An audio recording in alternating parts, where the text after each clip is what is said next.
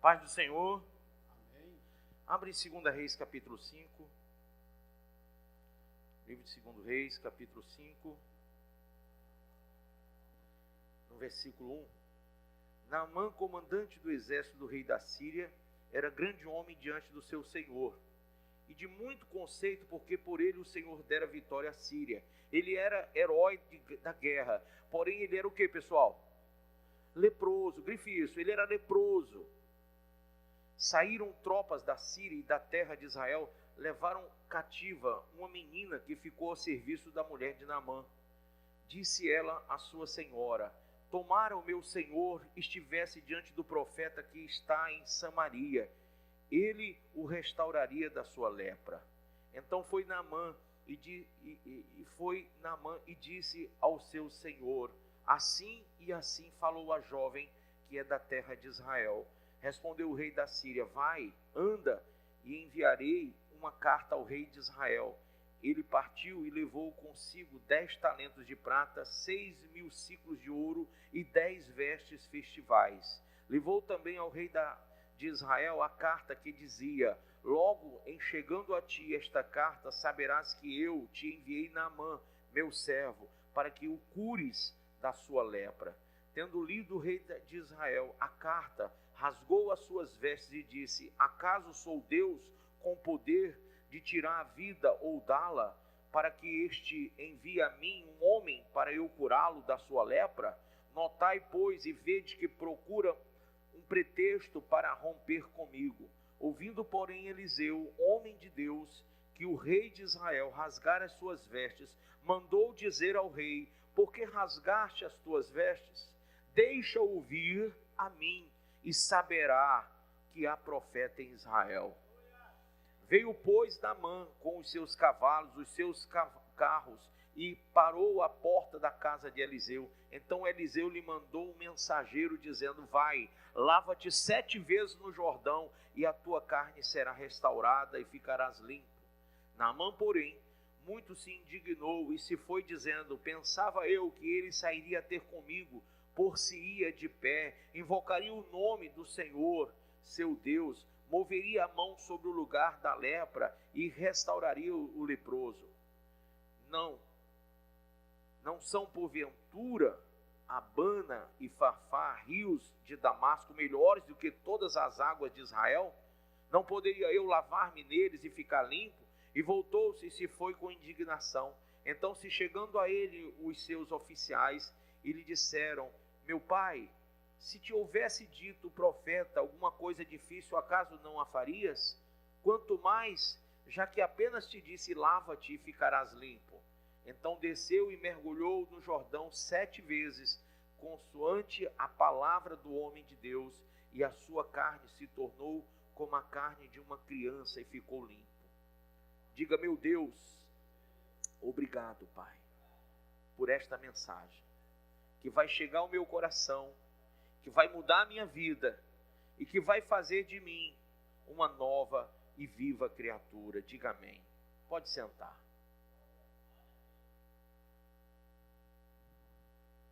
Irmãos, vamos falar sobre este homem.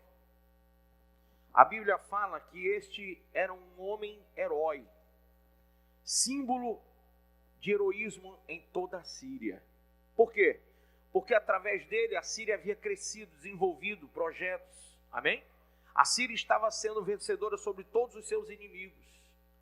Então, a Bíblia se nos mostra que esse homem comandante de exército vitorioso, um homem rico, bem-sucedido, diga, um homem rico, bem-sucedido, era leproso.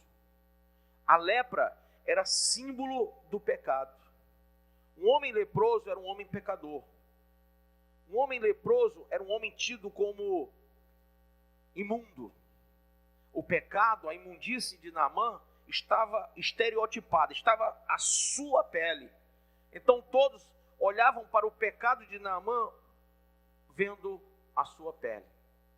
De sorte que Naamã, sendo um homem rico, ele procurou camuflar. Há textos e comentários bíblicos que mostram que Naamã, ele colocava a sua melhor veste, a mais fina, porque a sua pele estava cheia de manchas e ao mesmo tempo de feridas por causa da lepra. Mas ele colocava também uma roupa de exército, de general, que impunha sobre ele um respeito e uma honra muito grande. Então todos, quando viam o general Naamã, o capitão de exércitos Naamã, viam as suas vestes. Ele colocava as vestes mais brilhosas, mais ricas, para que ninguém olhasse para ele e visse o seu pecado, e visse a sua pele imunda.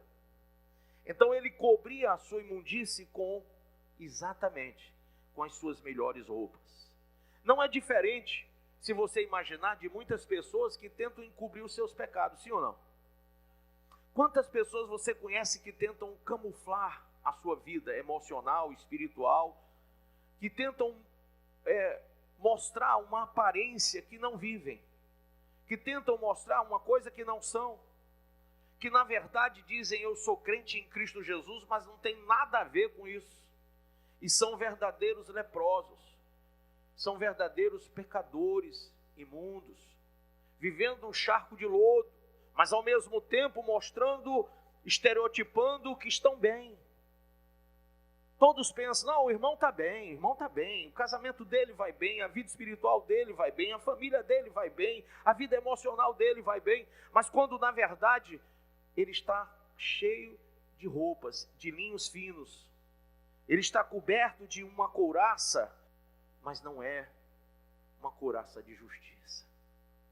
Quando a gente vai para o livro de Efésios, e a gente vê a indumentária da salvação, a Bíblia fala sobre couraça de justiça, sobre botas do evangelho, sobre todo o capacete da salvação. A gente vê toda uma indumentária para que você, cristão, se torne realmente reluzente na presença dos homens, reluzente na presença de Deus.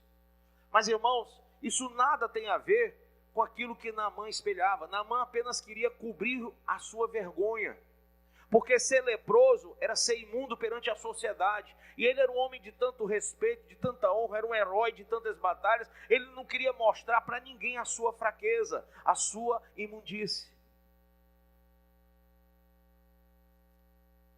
Por que Naamã, ao chegar diante daquele homem de Deus, e aí vem uma grande verdade, quando ele vai ao rei da Síria, o rei da Síria manda uma carta, para que Naamã levasse essa carta ao rei de Israel. Lembram disso? E quando a carta chega ao rei de Israel, o rei de Israel, lendo a carta, percebe que aquele homem, o rei da Síria, que era um grande homem vitorioso, que a Síria nessa época tinha se espalhado, então ele diz, olha, ele tem um acordo comigo, ele tem uma aliança de não nos atacar, mas veja essa carta é uma carta bomba, porque o que ele quer, ele acha que eu sou Deus para curar esse homem? Ele quer buscar ocasião para acabar com a aliança que tem conosco, e ele vai nos atacar. E aí o rei de Israel rasga as vestes. Sabe o que quer dizer rasgar a veste? Ele entra em parafuso, ele entra em estado de nervos, porque ele não tinha em si mesmo poder para curar aquele homem, aquele grande general. Ele começa a ficar nervoso e rasga as suas vestes, dizendo para todos, olha, eu estou revoltado com isso, eu estou em estado de nervos, porque eu não posso fazer isso. E quando Eliseu fica sabendo que o rei rasgou as vestes, Eliseu diz, não, por que você rasgou as vestes? Não precisava rasgá-la. Manda que ele venha a mim, e ele saberá que em Israel ainda tem profeta de Deus. Irmãos, por que você está desesperado? Por que você fica angustiado quando chegam as notícias ruins na tua casa? Sabe, muitas vezes você diz assim, mas olha, tudo isso é para minha destruição, tudo isso é para acabar com a minha vida emocional, tudo isso é para destruir a minha família. Você, como rei de Israel, muitas vezes está cego e não perceber que essa é uma grande oportunidade de glorificar o nome de Deus na tua vida, na tua casa, na tua igreja, na tua família, no teu chamado. Chegou notícia ruim? Bateu na tua porta uma notícia que vai mexer com o teu emocional. Pegue essa notícia, pega esse limão e faça uma limonada. Diga para o homem que veio trazer a notícia, diga para o povo que está sabendo de tudo isso, diga para os teus vizinhos que estão esperando um grito teu de desespero, diga para a tua família que está esperando que você entre em parafuso, diga para todos eles: há um profeta de Deus em Israel, há um profeta de Deus na Cristo Salva, há um profeta de Deus nessa minha casa, e esse mal vai se transformar em bem, essa notícia ruim vai ser boa.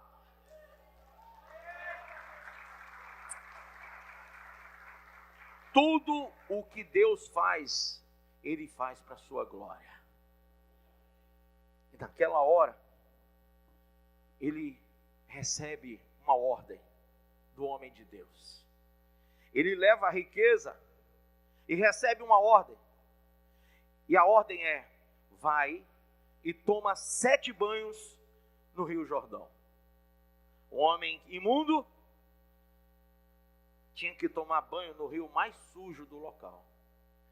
O Rio Jordão era um rio que banhava os cavalos, os animais de todos. Imagine que um animal, uma manada de animais, de bois, de vacas, de cavalos, Felipe, essa manada, quando tomava banho, além de se banhar e deixar o sujo lá, ainda defecava naquele lugar, urinava lá. Então aquele rio era um rio que tinha muita sujeira. Quando o cara entrava para tomar um banho, entrava e se sujava também. Então se pergunta muito: então por que Eliseu manda que um homem impuro, que um homem imundo vá tomar banho no rio sujo? Qual era então a visão de Eliseu mandar que Naamã, cheio de imundície, tomasse banho no rio imundo? A primeira coisa, diga a primeira coisa: aquele primeiro banho, ou os 7 banhos juntos, tinham um significado na vida de Naamã.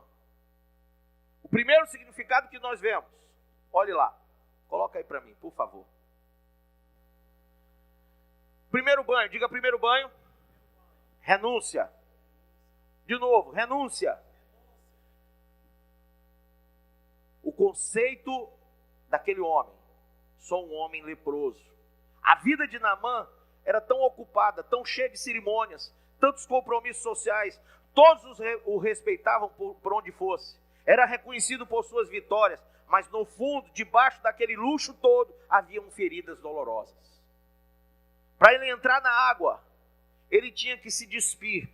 Ele tinha que assumir uma condição de miséria e de enfermidade. Ele tinha que abrir mão e posse de se expor, de expor a sua necessidade. Ele tinha que abrir mão da sua aparência, do seu, sabe, aquela coisa de: eu sou o grande homem Naamã, eu sou o grande capitão Naamã, eu sou o general Naamã. Ele tinha que se dispor, se despir de tudo isso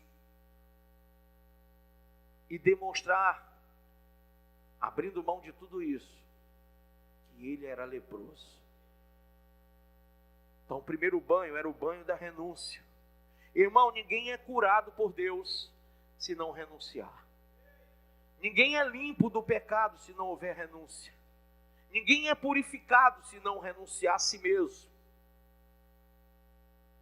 Segundo banho: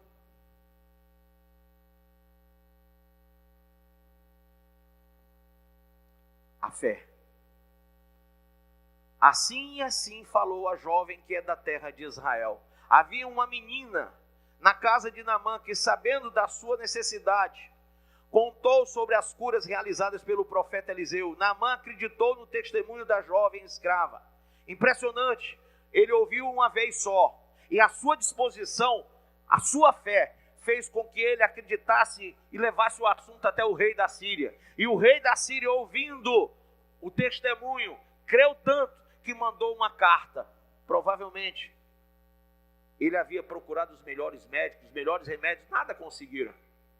Então a fé levou aquele general Naamã até o rei, que levou uma carta até o rei de Israel. Incomodou reinos. Diga: a fé incomoda reinos. A fé mexe com o reino. Uma verdadeira fé move montanhas. Mexe com o rei da Síria, que mexe com o rei de Israel, que vai mexer com toda a estrutura de 2 nações. Fé ultrapassa limites. Diga, fé ultrapassa limites. A fé ultrapassa conceitos, paradigmas.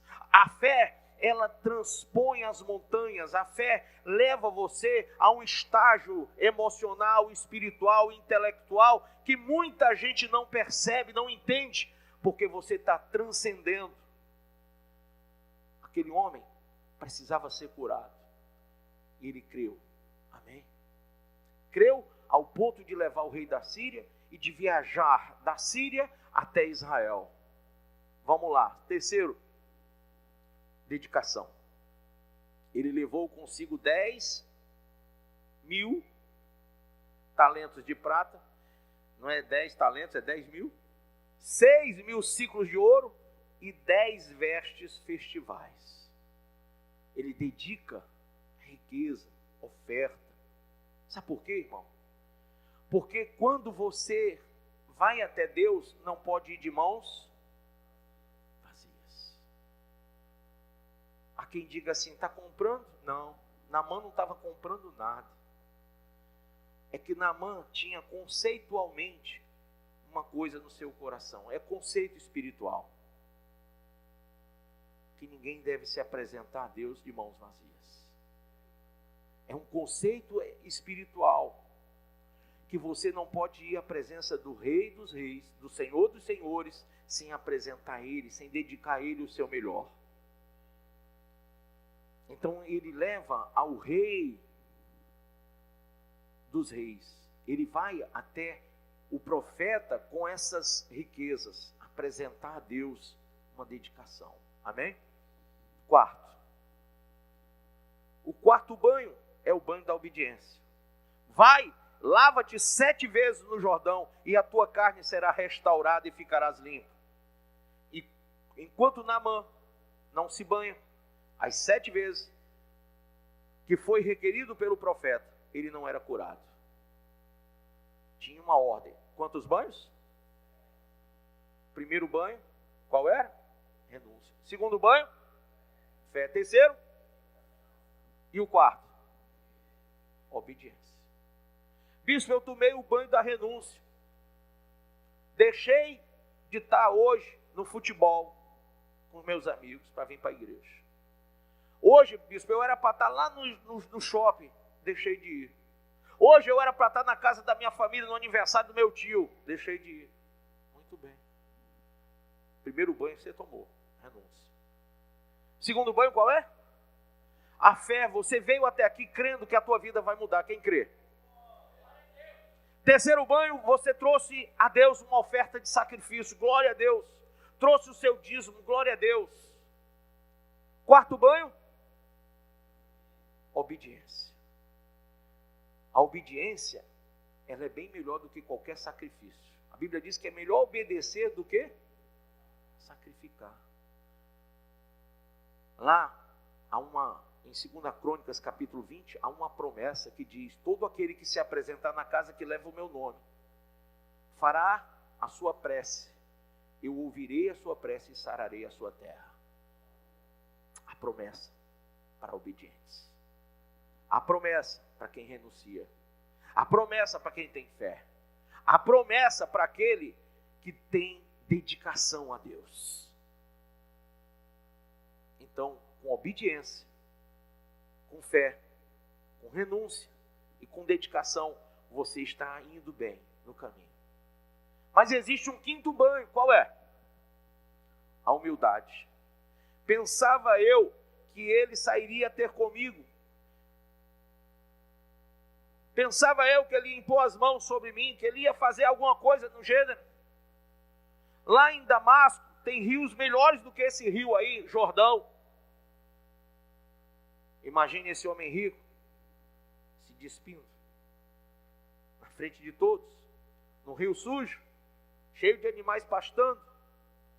Um homem que até bem pouco era ovacionado como o grande general, o homem que havia conquistado muitas coisas para a Síria, respeitado pelo rei, honrado pelo rei. O rei manda riquezas para aquele que o curasse.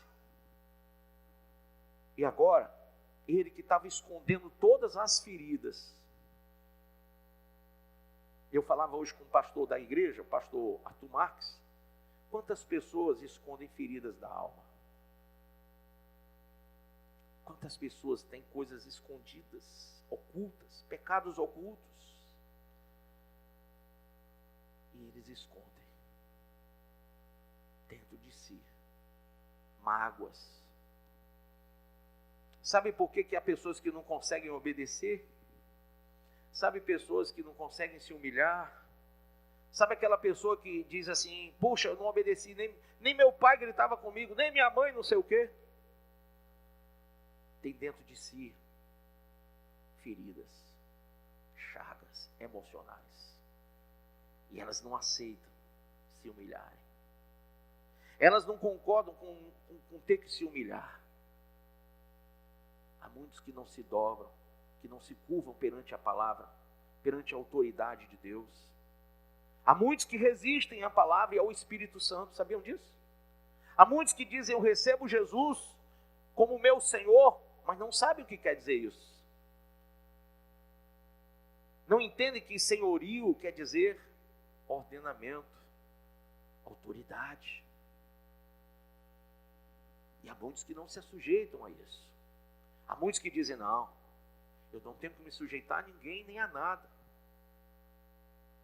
E queridos, é próprio que o homem se humilhe perante o Deus Altíssimo.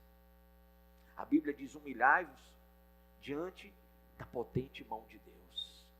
A mesma palavra diz, se o meu povo, que se chama pelo meu nome, se humilhar, orar, buscar a minha face e se converter do seu mau caminho, eu ouvirei sua prece, eu sararei a sua terra. Então humilhação é importante, humildade é necessária. Aquele homem rico tinha que se humilhar, e sabe qual a primeira coisa que ele tinha que fazer?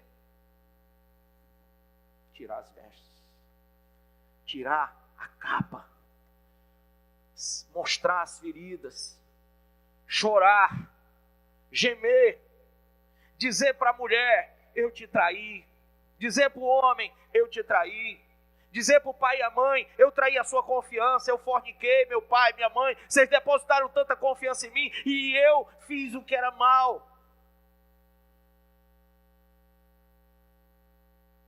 Tinha que abrir o jogo. Meu pai, minha mãe, eu fiz o que era mal. Meu pastor, eu fiz o que era mal. Tinha que se humilhar. Sabe, Deus está dando oportunidades antes do arrebatamento. Quem crê assim? Para que você entre na presença novamente, se humilhando, dizendo, é isso mesmo, eu errei. Isso mesmo. Eu errei muito. Errei feio. Eu quero confessar os meus pecados, porque Deus é fiel e justo para perdoar. Eu preciso disso. Eu tenho que ter esse momento agora. É preciso para a minha vida. Porque eu tenho uma lepra. Eu estou imundo perante o Senhor. A Bíblia diz que os impuros não herdarão o reino dos céus. E todo aquele que vive no pecado é leproso, é imundo, é impuro. E para que você seja purificado, você tem que confessar os seus pecados, crendo que Ele vai perdoá-los. Aquele é o momento de humilhação para Naamã. Mas também é o momento de ressurreição. Amém? Porque ele estava se despindo do velho homem, da velha criatura. E ele estava ficando nu. Há um homem que ao perder filhos, ao perder casa, ao perder animais, ao perder seu dinheiro, ao perder tudo, ele olha, o nome desse homem era Jó. Ele, diante de tudo que perdeu, ele ajoelha-se perante o Senhor e diz, Senhor, nu eu vim, nu tornarei desse mundo. O Senhor me deu, o Senhor o tomou. Louvado seja o nome do Senhor. Não importa. Irmãos, diga para você mesmo, não importa. Não importa o tamanho da humilhação, não importa o que você tem que... Quantas pessoas vão ver as tuas chagas, as suas feridas, aquilo que você escondeu tanto tempo. Não importa, irmão, tem uma hora que você cai a ficha e você percebe que agora o que importa é ir para o céu. Quem concorda? O que importa é ser salvo. O que importa é você não passar a eternidade no inferno. Isso é o que importa, o resto não importa. Você não deve mais se incomodar com quem vai olhar para você, com quem vai apontar você, com quem vai dizer, só queria ser o tal, mas olha aí a chaga dele, olha as feridas dele, olha os erros dele, olha os pecados dele. Não importa, irmão. O diabo deve estar rangendo com ódio a mim, porque eu estou dizendo isso para você. Mas quando você percebe o que está proposto lá no céu para você, quando você percebe que o arrebatamento vai acontecer a qualquer segundo, o resto é o resto, não importa.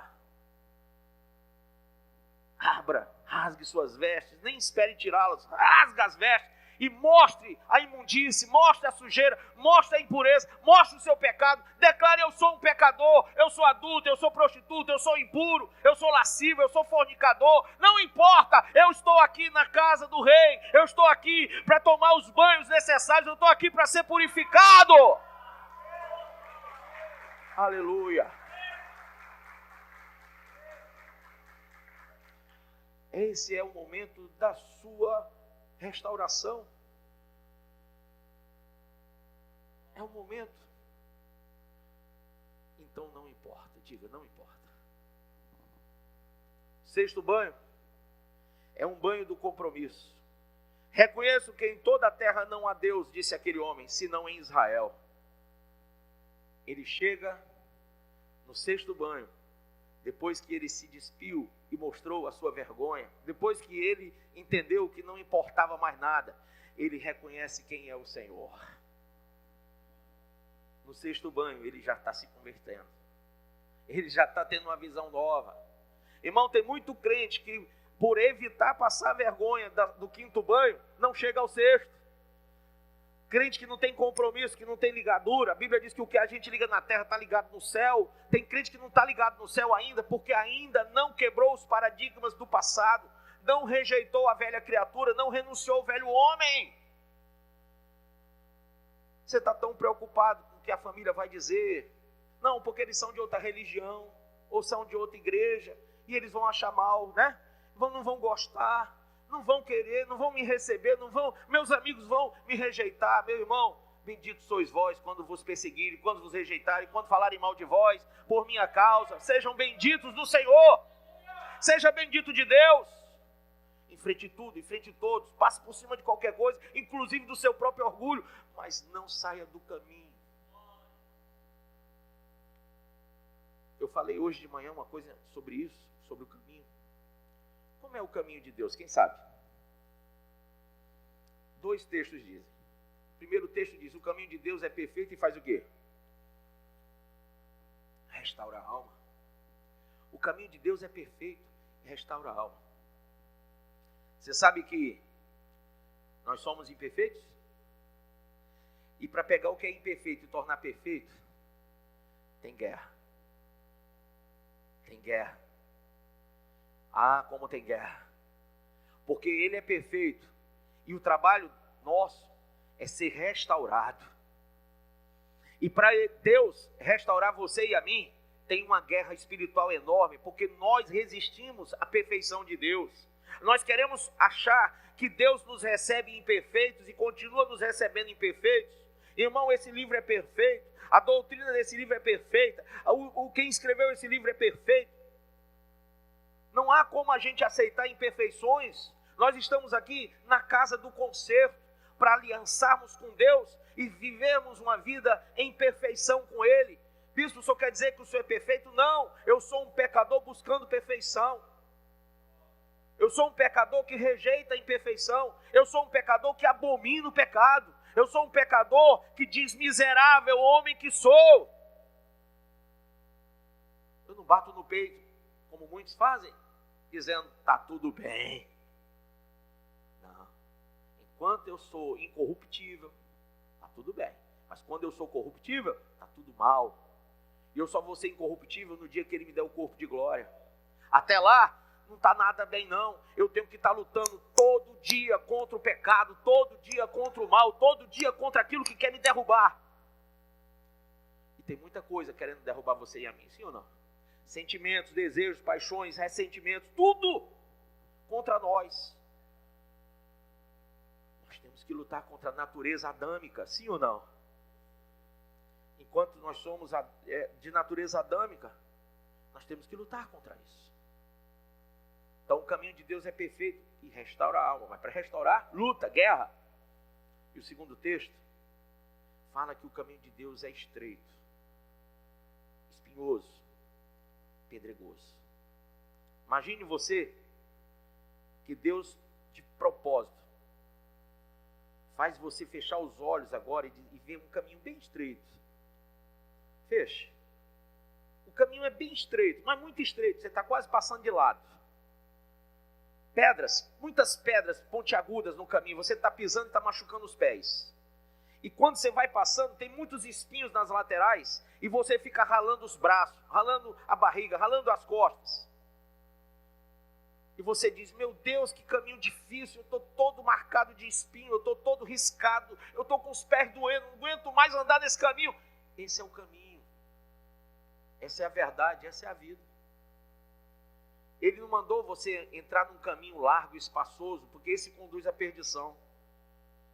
Esse caminho em que você vive na zona de conforto, onde você é apenas um crente gospel, que não tem compromisso com Deus.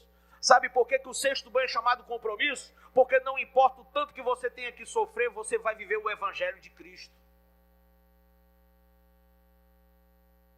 Caminho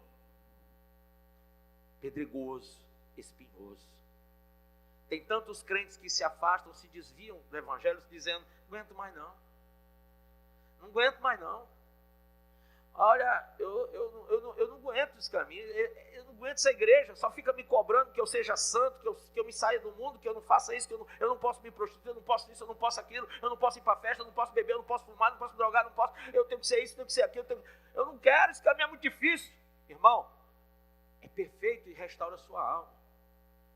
É espinhoso, é pedregoso, dói, porque toda vez que você está sendo repreendido, todas as vezes que você está sendo consertado, dói. E se não doer, não é o caminho de Deus. Se você não sentir o gosto do sangue na sua boca, porque não é o caminho de Deus. Quando estiver tudo bem, nada te incomodando dentro da igreja, quando a palavra não bater na tua consciência, quando você não for confrontado, esse não é o caminho de Deus. Você tem que ter compromisso para andar no estreito. Você tem que ter compromisso para andar diante de todas as circunstâncias desse estreito aqui. Amém? Sétimo banho. Perdão e paz.